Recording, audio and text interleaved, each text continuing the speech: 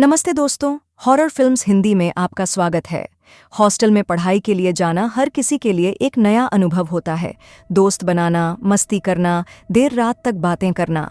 लेकिन मेरे लिए हॉस्टल का अनुभव कभी न भूलने वाली डरावनी याद बन गया। ये कहानी मेरे कॉलेज हॉस्टल के एक कमरे की है, कमरा नंबर 306। अगर आपको डरावनी कहानियां पसंद हैं तो मेरी यह कहानी आपको जरूर पसंद आएगी। तो चलिए सुनते हैं मेरी ये दिलचस्प कहानी। जब मैंने कॉलेज ज्वाइन किया तो मुझे हॉस्टल में कमरा नंबर 306 मिला। ये कमरा हॉस्टल के सबसे आखिरी छोर पर था और थोड़ा पुराना भी लग रहा था। मेरी रूममेट सीमा पहले से ही वहां रह रही थी।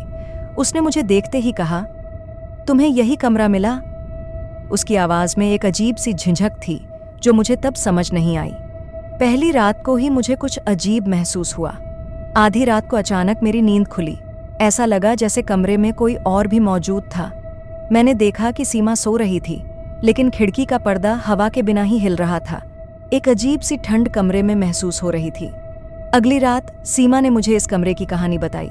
उसने कहा कि कुछ साल पहले यहाँ एक लड़की रहती थी जो बहुत ही शांत स्वभाव की थी।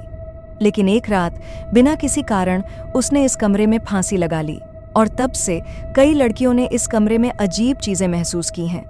कुछ ने छायाएं देखी हैं, कुछ ने अजीब आवाजें सुनी हैं और कुछ तो यहाँ ज्यादा दिन रह भी नहीं पाईं। उस रात मुझे नींद नहीं आ रही थी।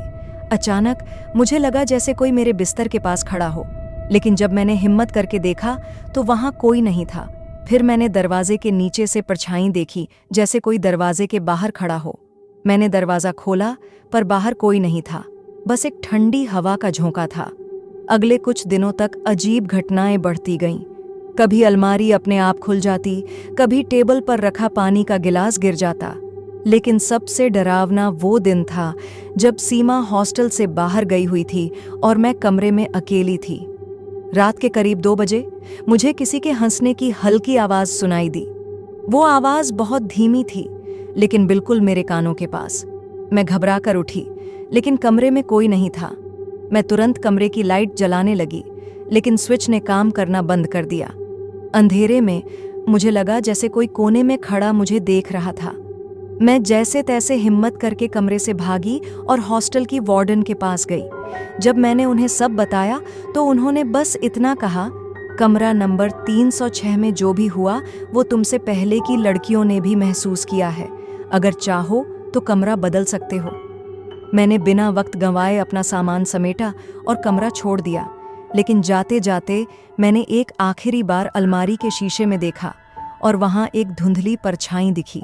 ऐसा लगा जैसे कोई वहां खड़ा मुझे देख रहा हो।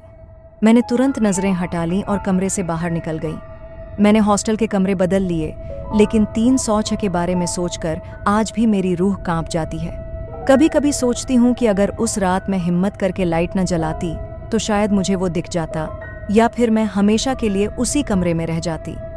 अगर आपको भी कभी किसी अजीब जगह का सामना हुआ हो तो कमेंट में ज़रूर बताइए, और ऐसी ही डरावनी कहानियों के लिए हमारे चैनल को सब्सक्राइब करना न भूलें। अगली बार फिर मिलते हैं एक और डरावनी कहानी के साथ। तब तक सुरक्षित रहिए और याद रखिए, कुछ डर हमेशा हमारे साथ रहते हैं।